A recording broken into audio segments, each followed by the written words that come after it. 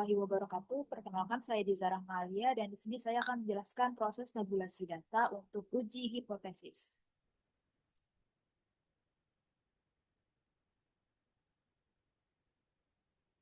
Baik, di sini kita punya soal ada kasus bahwa sebuah perusahaan retail ingin mengetahui apakah rata-rata penjualan bulanan dalam juta rupiah setelah penerapan promosi digital lebih besar dari 500 juta. Dan di bawah ini adalah data sampel dari 55 cabang. Dan di sini kita diminta untuk buat data random untuk penjualan dalam juta rupiah dengan skala 450 sampai dengan 600 dari jumlah data sebanyak 55 bulan. Tentu saja di sini saya sudah buat datanya. Jumlahnya ada 55 cabang dan di sini ada data penjualannya menggunakan range between 450 sampai 600. Nah, setelah datanya dibentuk dan dibuat, selanjutnya kita akan memindahkan data ini ke SPSS.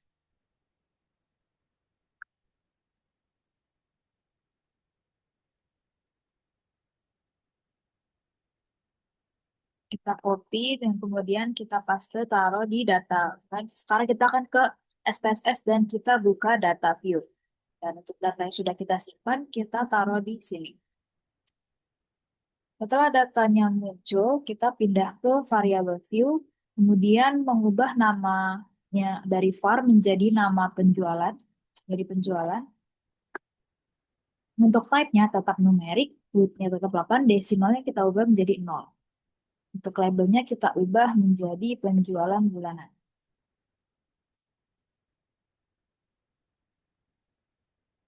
Kemudian untuk measure-nya kita akan ubah menjadi scale. Setelah variable view-nya tersusun, kita akan langsung lanjut ke analyze. Kita akan lihat analyze, kemudian ke compare means, dan klik one sample t-test. Kemudian penjualan bulanan ini kita akan pindahkan ke test variable. Setelah itu untuk test value-nya karena di soal terlihat bahwa ingin menguji tes sebesar 500 juta, maka untuk tes value-nya kita masukkan 500. Setelah itu kita langsung klik OK. Nah, di sini keluar output-nya ada one sample statistik, one sample test, dan juga one sample effect size. Nah, di sini kita hanya memerlukan one sample statistik dan one sample test. Kita akan pindahkan ke kolom jawaban.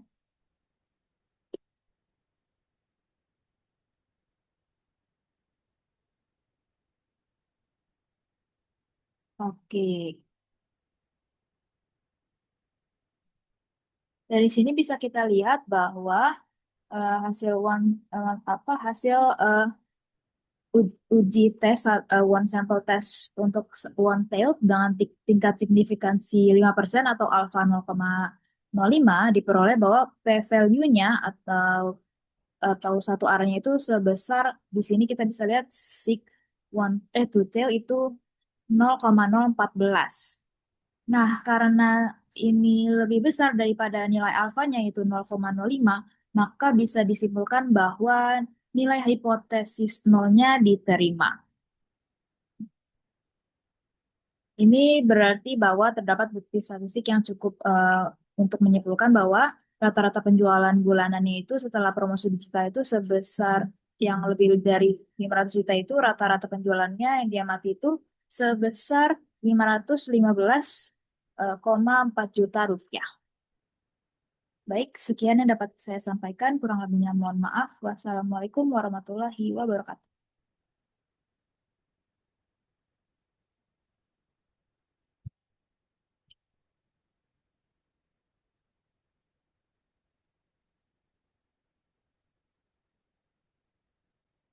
Assalamualaikum warahmatullahi wabarakatuh. Perkenalkan, nama saya Naswa Najia dan hari ini saya akan melakukan uji instrumen yang dimana saya akan mendemonstrasikan uji validitas dan uji rehabilitas. Dan sebelum kita melakukan demonstrasi, di sini saya ingin menjelaskan sedikit apa itu uji validitas dan uji rehabilitas. Jadi, uji validitas itu adalah suatu ukuran yang menunjukkan tingkat kevalidan atau keabsahan sesuatu instrumen. Dan uji rehabilitas itu digunakan untuk menguji keadaan suatu instrumen penelitian, suatu kuesioner dikatakan andal jika jawaban seseorang terhadap pernyataan adalah konsisten atau stabil dari waktu ke waktu. Dan ada juga persyaratan untuk uji validitas dan uji rehabilitas. Untuk uji validitas, kita harus membandingkan nilai R hitung dengan nilai R table, lalu nilai signifikansi kurang dari 0,05. Untuk uji rehabilitas, jika nilai Cronbach alpha lebih dari 0,6. Lalu di sini adalah nilai R table yang nantinya akan kita bandingkan dengan nilai R hitungnya. Baik. Lalu di sini saya udah membuat soal yang dimana soalnya itu adalah bagian pengembangan layanan mahasiswa di Universitas Indonesia berupaya memahami sejauh mana mahasiswa merasa puas terhadap kualitas lingkungan kampus dan fasilitas penunjang kegiatan belajar.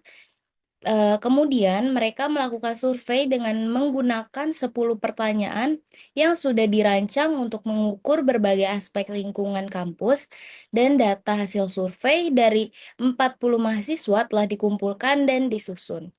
Dan di sini sebelumnya sudah ada skala sampai 5, yang sebelumnya itu non-numerik, tetapi harus diubah menjadi numerik, menjadi angka 1, 2, 3, 4, dan 5. Karena nanti di SPSS dia hanya bisa membaca data numerik.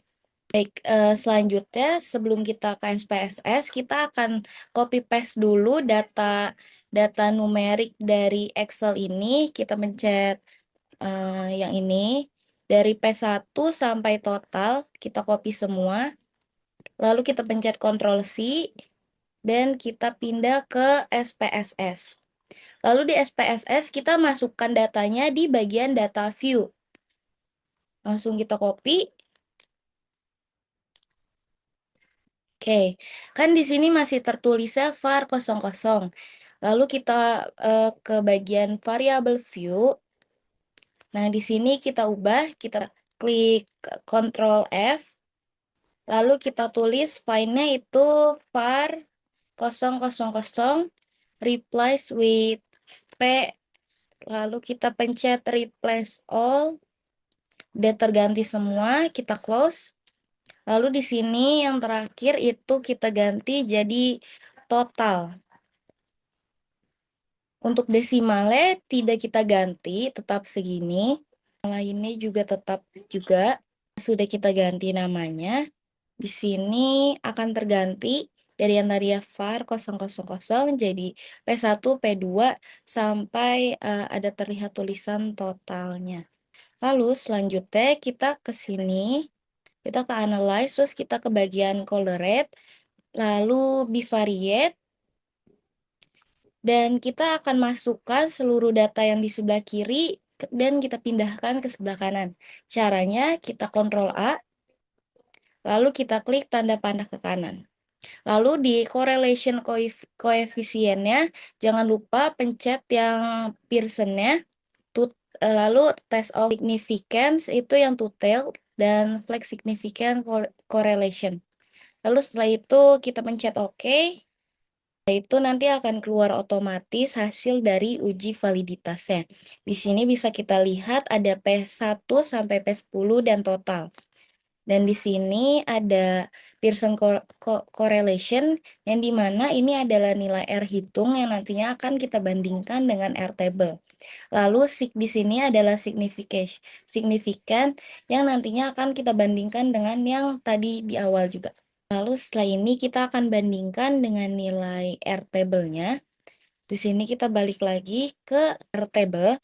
Dan di sini kita lihat ini N adalah jumlah dari respondennya kita, dan tadi saya memakai 40 responden, dan di sini lalu kita cari yang 40 responden.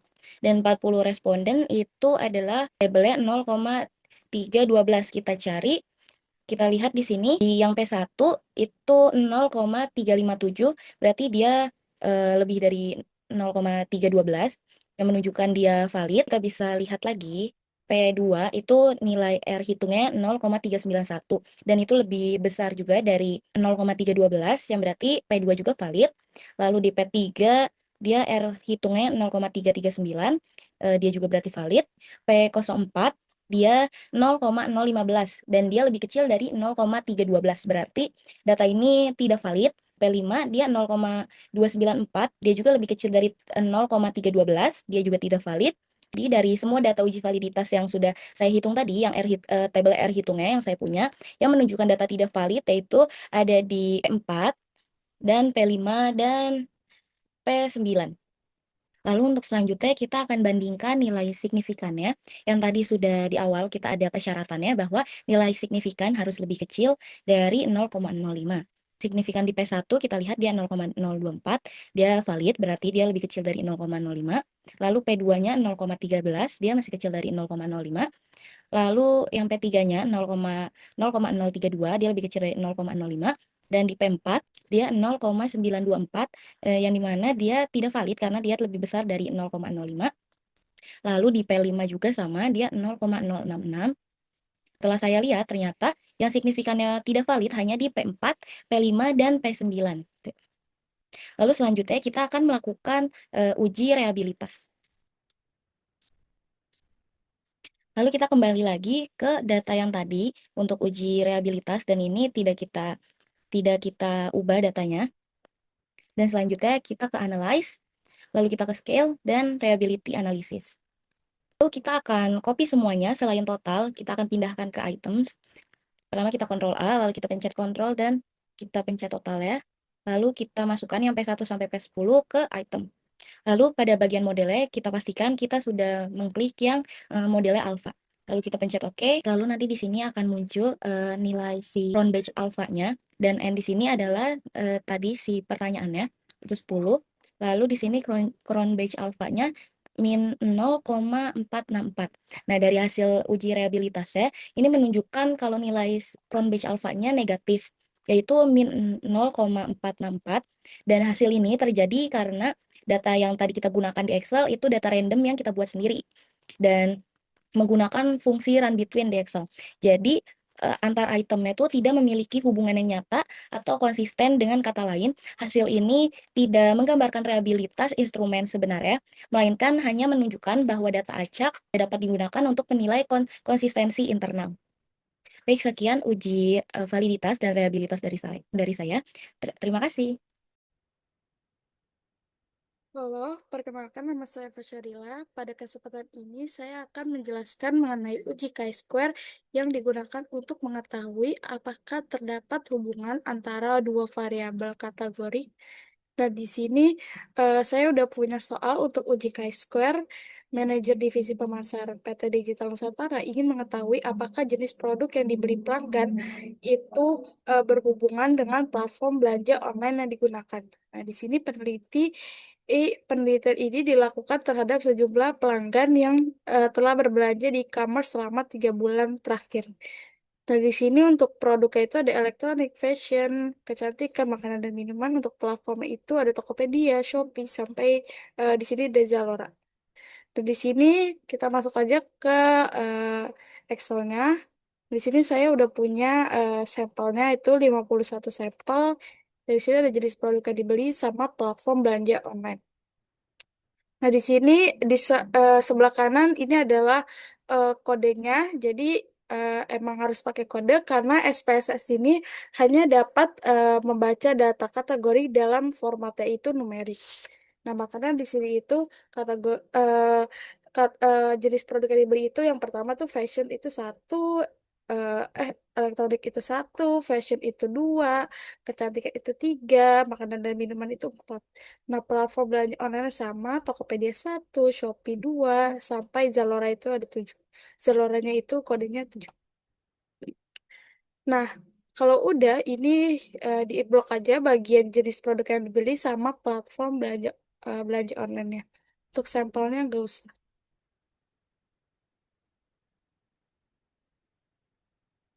Nah, seperti ini. Habis itu kita copy paste di SPSS di bagian data view. Nah, kalau udah seperti ini, habis itu kita ke bagian variable view. Nah, seperti ini. Di sini ada kolom name, karena ini nggak bisa pakai spasi, jadi cuma satu kata aja. Di sini tulisnya produk.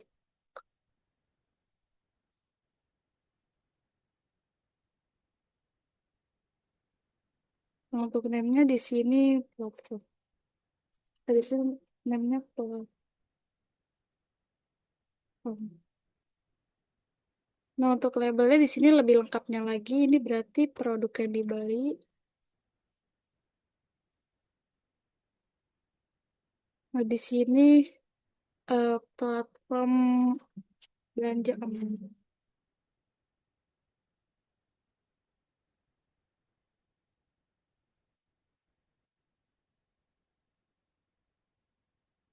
Nah, seperti ini.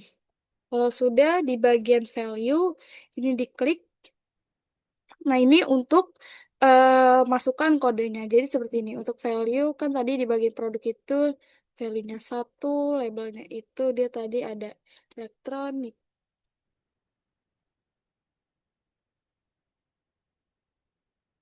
Nah, habis itu klik ini, sampai 4. Tadi 2 itu ada fashion.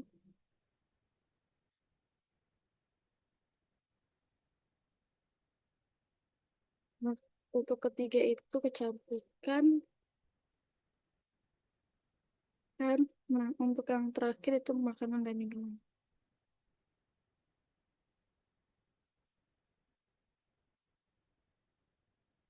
Nah, seperti ini. Kalau sudah dapat seperti ini, klik OK. Nah, untuk bagian platform sama, diklik values-nya.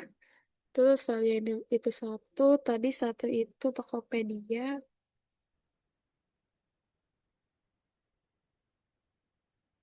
Dua itu Shopee. Tiga itu Lazada. Empat itu Palaps. Lima itu Blibli. Dan enam TikTok Shop.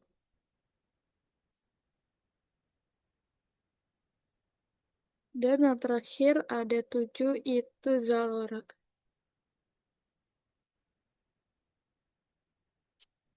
Nah, seperti ini. Kalau udah seperti ini, semuanya kita klik OK. Nah, seperti ini.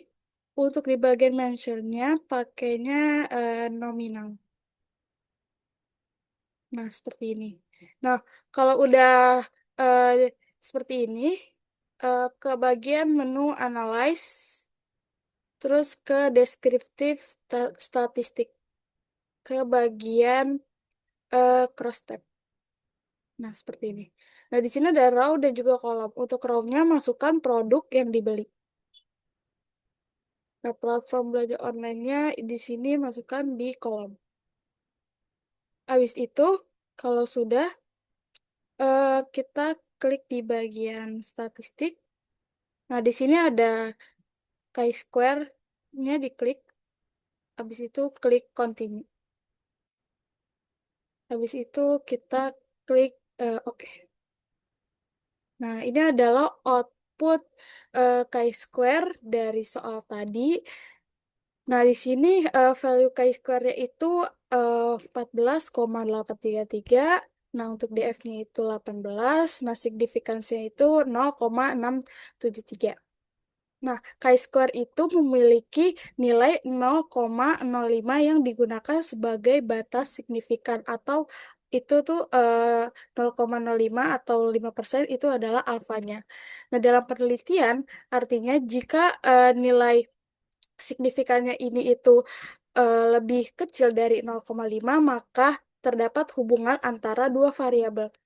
Tapi karena ini nilai signifikannya itu 0,673 itu lebih besar dari 0,05, itu H0-nya itu diterima. Jadi tidak ada hubungan antara jenis produk yang dibeli sama platform belanja online. Nah, ini bisa dibuktikan pada tabel chi-square-nya. Nah, di sini saya udah punya tabel chi-square. Di sini ada taraf signifikan. Di sini ada DK atau DF-nya. Tadi DF-nya itu 18. Nah, untuk taraf signifikannya itu pakainya 0,05 atau 5%. Yang ini. Ini kan 18 sama berarti 28,8 28,869. Nah, karena tadi nilai nah tadi di chi-square-nya itu dia nilai values-nya itu 14,833 yang ini.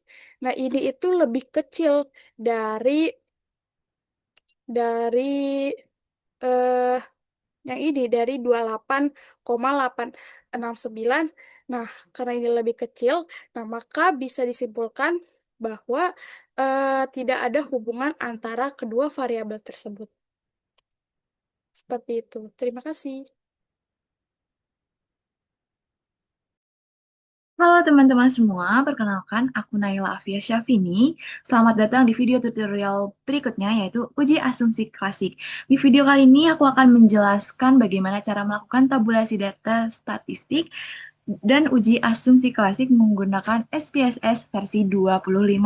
Nah, uji asumsi klasik ini penting dilakukan sebelum melakukan analisis regresi berganda karena bertujuan untuk memastikan bahwa model regresi yang digunakan memenuhi kriteria Blue, yaitu Best Linear Unbiased Estimator, yaitu estimasi yang baik, linear, dan juga tidak bias.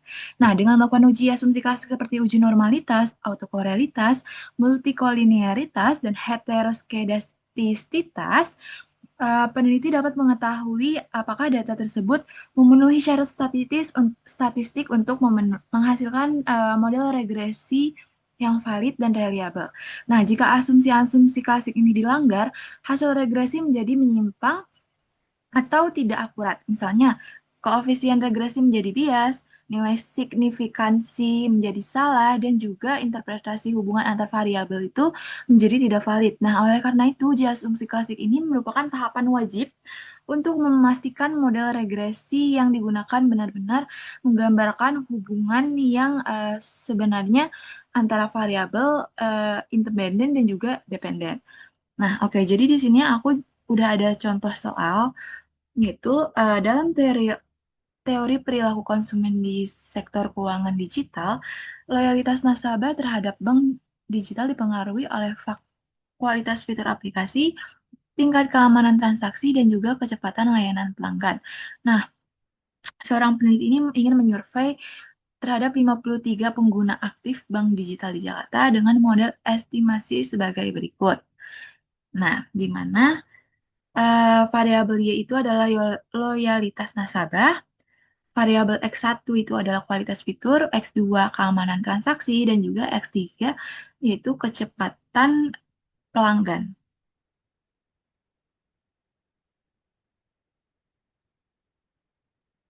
Oke, jadi di sini aku akan menjelaskan tutorial tabulasi datanya ya teman-teman.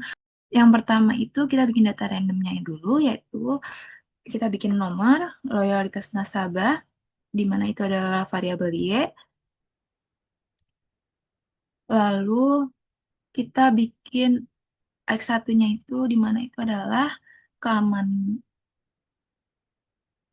kualitas fitur aplikasi. Lalu ada X2-nya yaitu keamanan transaksi. X3-nya yaitu eh, kecepatan layanan pelanggan. Tadi kan peneliti mau menyurvei 53 ya. Jadi ini ada 53 data. Kita drag aja ke bawah. Lalu data randomnya itu kita bikin pakai run between dengan skala 1 sampai dengan 10. Nah, karena tadi di apa? Karena datanya itu sama semua dengan skala 1 sampai 10, kita langsung drag aja seperti ini ya teman-teman ke bawah. Dan juga langsung kita copy aja ini, kita ke SPSS, ke data view, lalu kita paling atas, kita copy, kita paste, lalu var satunya kita ganti Y, var 2 X1, var 3 X2, var 4-nya X3. Dengan desimalnya sini kita bikin 0 semua ya teman-teman. Lalu ada label, seperti tadi, loyalitas nasabah, kualitas fitur aplikasi, keamanan transaksi, dan kecepatan pelayanan. Lalu di sini kita akan melakukan uji eh, normalitas, kita ke regression, linear, loyalitas nasabah atau dependennya di Y, lalu X1 sampai X3 di independen, variabel independen. Lalu kita ke save, kita centang unstandardized di bagian residual, continue, lalu OK. Akan menghasilkan hasil seperti ini. Lalu kita ke analyze, deskripsi statistik, deskriptif, lalu unstandardized lagi kita masukkan variabel. Di option kita unchecklist yang paling atas semua, lalu kita kurtosis dan squinessnya kita centang, lalu oke. Nah, yang diambilnya adalah tabel deskriptif statistiknya. Lalu kita, ini masih di uji normalitas, kita analyze, regression, linear, kita ke plots teman-teman untuk menghasilkan p-plots-nya ya. Kita ke plot, zip-rate-nya kita taruh di X, z-receipt-nya kita taruh di Y. Lalu eh, centang bagian standardized residual plots, histogram dan normal probability plotnya, continue, oke. Nah, hasilnya akan mengeluarkan kayak gini. Kita ambil yang normal plotnya saja. Lalu yang kedua ada uji autokorelasi, yaitu analyze, regression, linear, ininya tetap ya dependen Y, independennya X1 sampai 3. Kita ke statistik, kita centang ke yang Durbin Watson-nya, teman-teman. Lalu continue, oke. Nah, kita ambil yang model semarinya.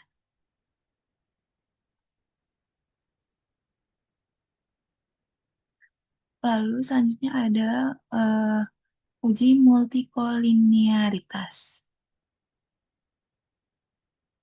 Regression, linear, ininya sama, dependennya loyalitasnya sama, statistiknya kita centang bagian collinearity diagnosisnya. Lalu continue, dan oke. Akan menghasilkan seperti ini, kita ambil yang bagian koefisiennya teman-teman untuk uji FIF-nya. Lalu ini juga masih di bagian multikolinearitas ya. Kita ke correlate, ke partial correlation kita. Partial, ininya variabel kita masukin X1 sampai X3, controlling for-nya kita masukin yang Y. Kita langsung oke aja teman-teman.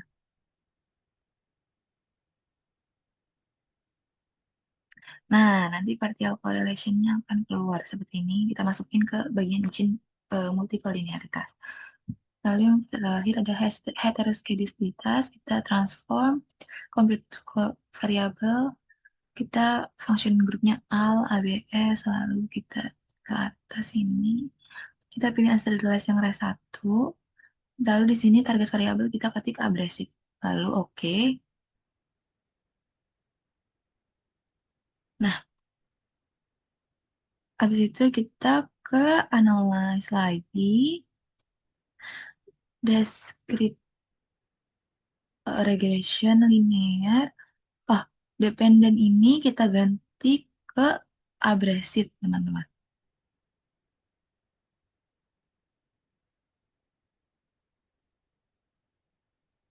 Lalu statistiknya kita unchecklist yang collinear diagnostic, continue, oke. Lalu kita ambil yang koefisien SIJ dengan dependent variabelnya abresit ya teman-teman. Nah, setelah tadi kita akan eh, menginterpretasikan hasil yang sudah tadi kita tabulasi data, kita olah datanya. Nah, yang pertama di uji normalitas itu ada hasilnya itu tadi adalah deskriptif statistik dan juga normal p-plot. Nah, uji normalitas itu untuk mengetahui apakah data residual dalam regresi berdistribusi normal atau tidak. Nah, berdasarkan hasil deskriptif statistiknya ini, diperoleh nilai squeeness statistik itu minus 0,079. Lalu dengan standar error 0,327 serta nilai kurtosisnya ini adalah minus 1,279 dengan standar error 0,644. Nah, jika rasio squeeness kurtosis berada di antara minus 2 dan hingga plus 2, maka data dapat dianggap berdistribusi normal. Nah, dalam perhitungan hasil SPSS yang sudah tadi kita olah itu, rasio squeeness-nya itu adalah minus 0,079 dibagi dengan 0,327 yaitu sekitar minus 0,24. Dan juga rasio kurtosisnya juga kita hitung minus 1,279 dibagi dengan 0,644 yaitu sekitar minus 1,99. Nah, keduanya ini hasilnya itu berada dalam batas toleransi minus 2 hingga plus 2. Nah, sehingga bisa disimpulkan bahwa data residual berdistribusi normal. Selain itu, grafik normal p-plot juga menunjukkan bahwa titik-titik residual menyebar di garis sekitar garis diagonal tanpa pola penyimpangan yang signifikan. Nah, dengan demikian, uji asumsi klasik normalitas terpenuhi dan layak untuk pengujian lebih lanjut. Oke, selanjutnya adalah uji korelasi. Di mana uji korelasi tadi itu yang diambil adalah tabel model semari dengan Durbin Watson-nya. Nah, uji autokorelasi itu untuk memastikan apakah residual antar periode saling berkorelasi atau tidak.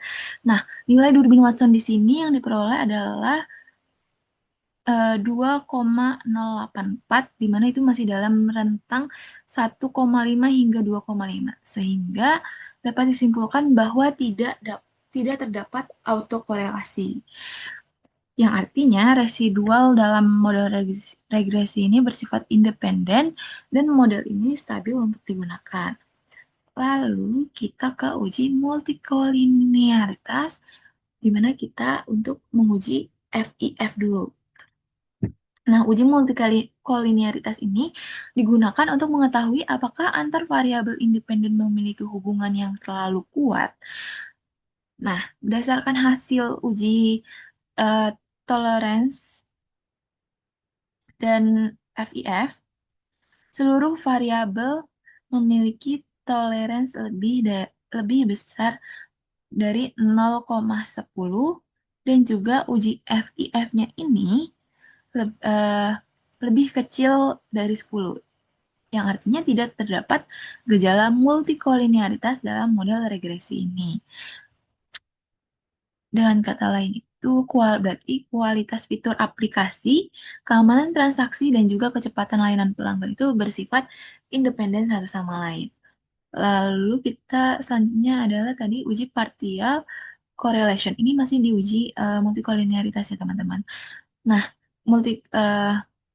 di bagian uji partial correlation ini dilakukan untuk melihat hubungan antar variabel independen setelah mengontrol variabel dependennya, yaitu loyalitas nasabah. Di sini hasilnya itu menunjukkan bahwa korelasi antar variabel independen ini bersifat lemah dan tidak signifikan. Nah, hal ini memperkuat hasil uji multikolinearitas sebelumnya bahwa variabel-variabel bebas dalam model tidak saling mempengaruhi secara kuat. Lalu selanjutnya adalah yang terakhir, uji heteroskedastisitas, di mana uji heteroskedastisitas ini untuk memastikan apakah varian residual bersifat konstan atau tidak. Nah, Kan uji Gelsar yang diperoleh tadi dalam SPSS ini, signifikansinya itu bersifat pada kualitas fitur aplikasi itu 0,14, lalu 0,87 untuk keamanan transaksi, lalu 0,679 itu untuk kecepatan layanan pelanggan. Nah, karena seluruh nilai signifikansinya itu lebih besar dari 0,05, itu berarti menunjukkan bahwa varian residual ini bersifat konstan dan juga model regresi ini stabil dan layak untuk digunakan. Dan tidak terdapat gejala heteroskedastisitas ya teman-teman. Lalu dalam heteroskedastisitas kita juga melihat pada scatter plot-nya ini. Scatter plot ini memperlihatkan sebaran titik residual yang acak di atas dan di bawah sumbu horizontal yang membentuk pola tertentu. Nah, hal ini menunjukkan bahwa residual bersifat konstan dan juga regresi bersifat stabil dan juga layak untuk digunakan. Nah, secara keseluruhan uji asumsi klasik tadi menunjukkan bahwa model regresi ini semuanya itu telah memenuhi seluruh kriteria Blue yang tadi aku bilang di awal, yang artinya model ini tuh dapat telah memenuhi asumsi normalitas, bebas autokorelasi, tidak mengalami multikolinearitas, dan bebas dari heteroskedastisitas. Nah, jadi model regresi yang digunakan dalam penelitian ini dinyatakan valid, stabil, dan siap digunakan untuk analisis regresi berganda guna untuk mengukur pengaruh kualitas fitur aplikasi, keamanan transaksi, dan kecepatan layanan pelanggan terhadap loyalitas nasabah bank digital. Oke, mungkin itu saja teman-teman dari aku tutorial uji asumsi klasiknya. Terima kasih. Selanjutnya saya akan menjelaskan tentang analisis regresi berganda. Analisis regresi berganda atau multiple regression analysis adalah metode statistika yang digunakan untuk menganalisis hubungan antara satu variabel dependen dengan dua atau lebih variabel independen secara simultan. Nah, sebelum melakukan uji regresi berganda, kita harus melakukan uji asumsi klasik terlebih dahulu. Kenapa? Karena tujuannya adalah memastikan bahwa model regresi yang kita gunakan adalah sah dan hasil dapat dipercaya sehingga bisa disebut BLUE atau Best Linear Unbiased Estimator yang harus memenuhi beberapa asumsi.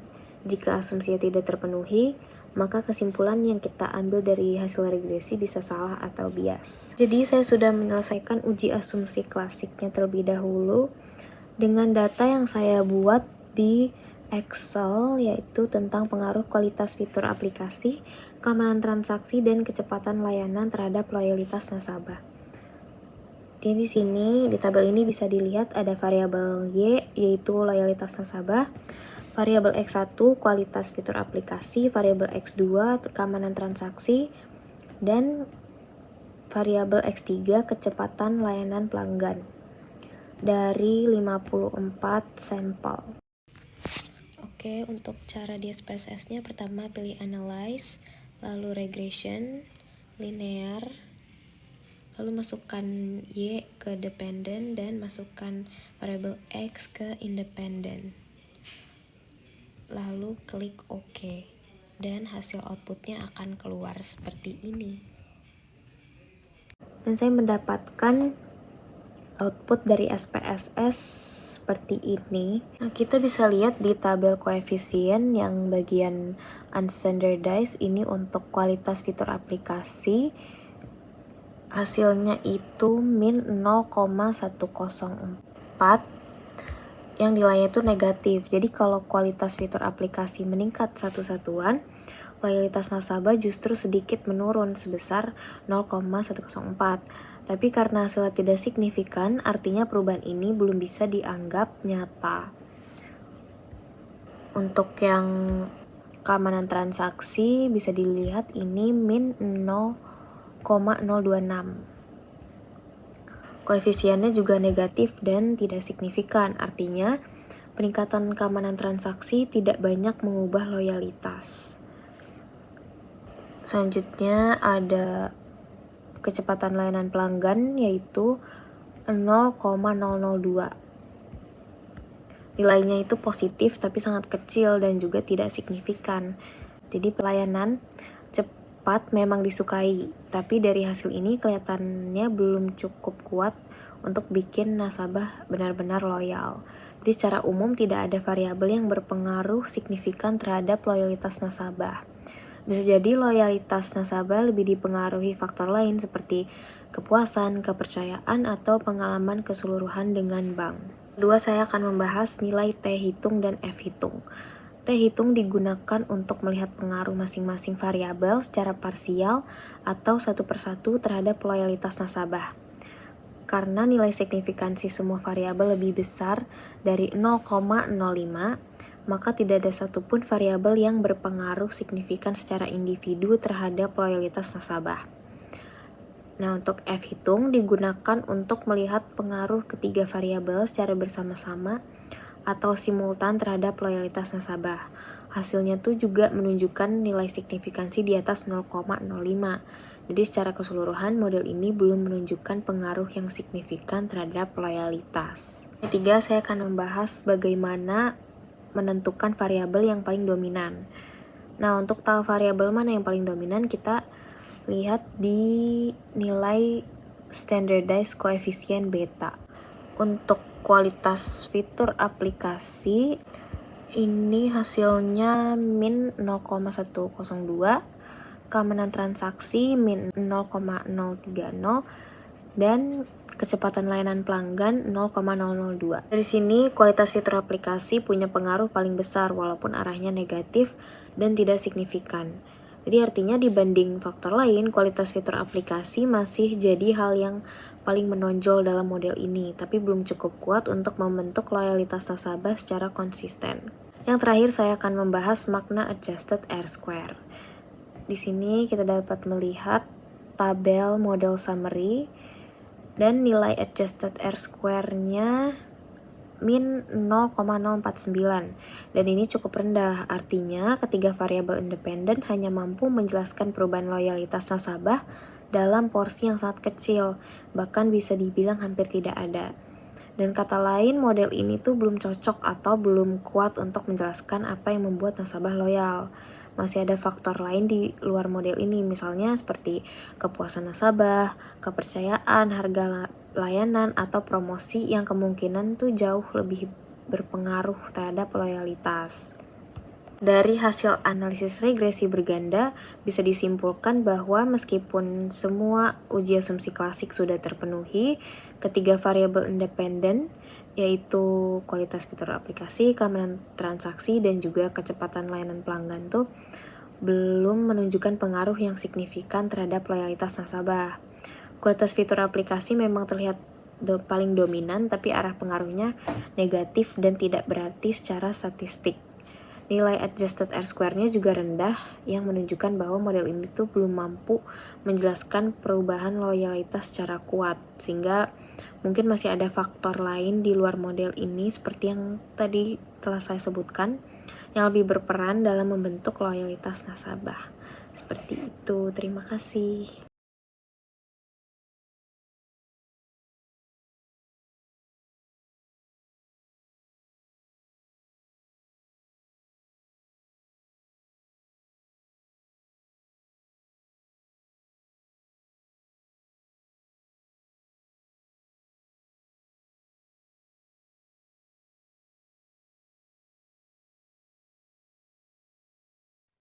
Halo semuanya, perkenalkan nama aku Sachiko Alexander Zeda Kendra. Hari ini aku akan menjelaskan tentang regresi linear sederhana. Nah, yang pertama-tama aku membuat data random dulu. Aku membuat 21 data random dan selanjutnya aku beri label biaya iklan untuk X itu dengan run between 5 sampai 9. Ini tinggal di drag ke bawah saja, nanti dia jadi 21 data random. Selanjutnya, aku beri label penjualan bersih untuk yang X. Sama dengan run between juga, tapi ini nilainya 40 sampai 50. Sama tinggal di drag ke bawah aja. Selanjutnya, aku salin ini semua ke SPSS. Nah, untuk selanjutnya, namanya aku ganti yang atas X, yang bawah Y. Lalu labelnya yang atas biaya promosi atau iklan, yang bawah penjualan bersih. Untuk desimalnya aku jadi 0 semua. Nah, untuk mensurnya yang atas atau yang X itu nominal dan yang bawah scale. Langkah selanjutnya pencet analyze, regression, linear, lalu yang biaya Y masukkan ke dependent dan yang X masukkan ke independent. Selanjutnya pencet OK dan kita tinggal interpretasikan saja. Interpretasinya nilai model summary, R yaitu 0,00, korelasi antara biaya iklan dan penjualan bersih sangat kecil atau hampir tidak ada hubungannya. R square 0,000, artinya hanya 0% variasi penjualan bersih yang dapat dijelaskan oleh biaya iklan. Dengan kata lain, biaya iklan tidak berpengaruh signifikan terhadap penjualan.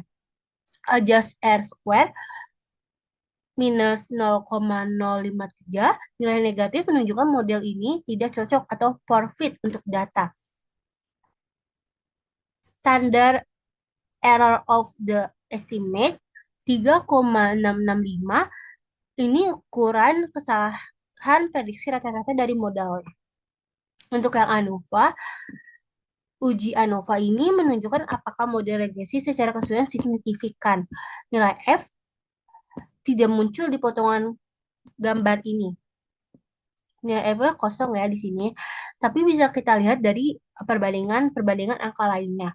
Karena mean square regression yaitu 0,001 jauh lebih kecil daripada mean square residual atau 13.434, maka modelnya tidak signifikan. Artinya, biaya iklan tidak berpengaruh signifikan terhadap penjualan bersih. Untuk konfisiennya, konstantanya ada 44.782 jika biaya iklan sama dengan 0, maka penjualan bersih diprediksi sebesar 44.782 atau satuannya sesuai dengan data. Koefisien biaya iklan 0,0004, setiap kenaikan biaya iklan sebesar 1 satuan hanya akan meningkatkan penjualan bersih sebesar 0,004 satuan. Tapi karena nilainya sangat kecil dan tidak signifikan, pengaruhnya bisa diabaikan. Nilai T, hitung, dan SIG juga pasti menunjukkan tindakan tidak signifikan karena standar errornya besar dibanding koefisiensinya. Sekian presentasi dari saya, kurang lebihnya mohon maaf. Terima kasih.